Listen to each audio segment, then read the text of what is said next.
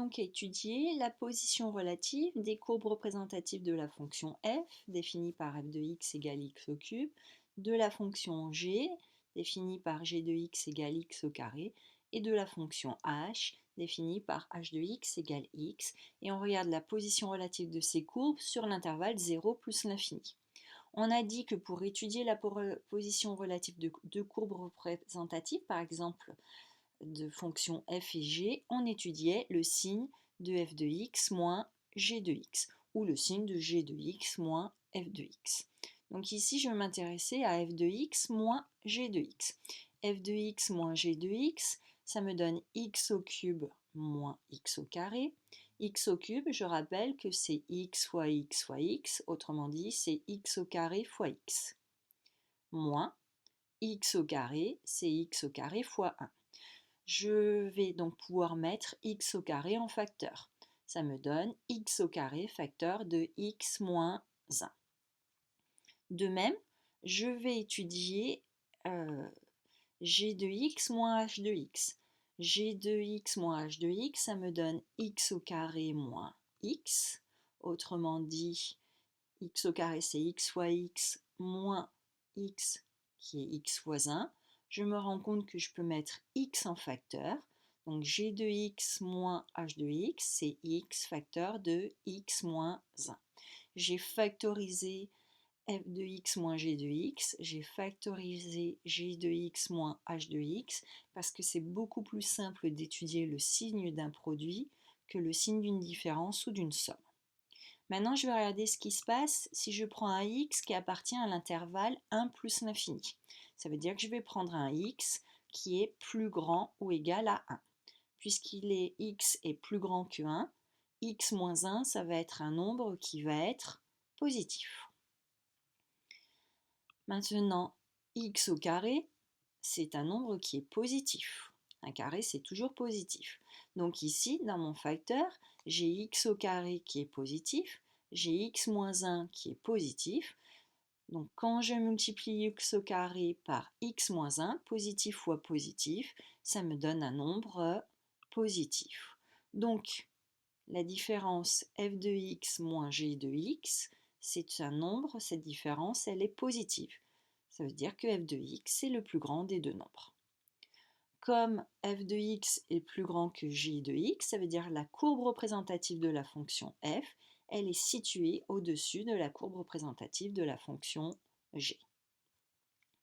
Maintenant, on va regarder la position de la courbe représentative de la fonction g par rapport à la courbe représentative de la fonction h. On a dit que x, c'était un nombre plus grand que 1. Donc, ça veut dire que x moins 1, il est positif. De plus, comme x il est plus grand que 1, il est nécessairement positif. Donc ici, j'ai un nombre positif multiplié par un deuxième nombre qui est positif. Donc, g de x moins h de x, c'est le produit de deux nombres positifs. Ma différence, elle est positive. Autrement dit, g de x, c'est le plus grand des deux nombres. G de x est plus grand que h de x. Conclusion, la courbe représentative de la fonction g est au-dessus de la courbe représentative de la fonction h. La courbe représentative de la fonction f est au-dessus de la courbe représentative de la fonction g, qui elle-même est au-dessus de la courbe représentative de la fonction h. Tout ça à condition que x appartienne à l'intervalle 1 plus l'infini. Donc étudier la position relative des courbes représentatives de la fonction f, définie par f de x égale x au cube, de la fonction g, définie par g de x égale x au carré, et de la fonction h, définie par h de x égale x, et on regarde la position relative de ces courbes sur l'intervalle 0 plus l'infini. On a dit que pour étudier la position relative de deux courbes représentatives, par exemple de fonctions f et g, on étudiait le signe de f de x moins g de x, ou le signe de g de x moins f de x. Donc ici, je vais m'intéresser à f de x moins g de x. f de x moins g de x, ça me donne x au cube moins x au carré. X au cube, je rappelle que c'est x fois x fois x, autrement dit, c'est x au carré fois x. Moins x au carré, c'est x au carré fois 1.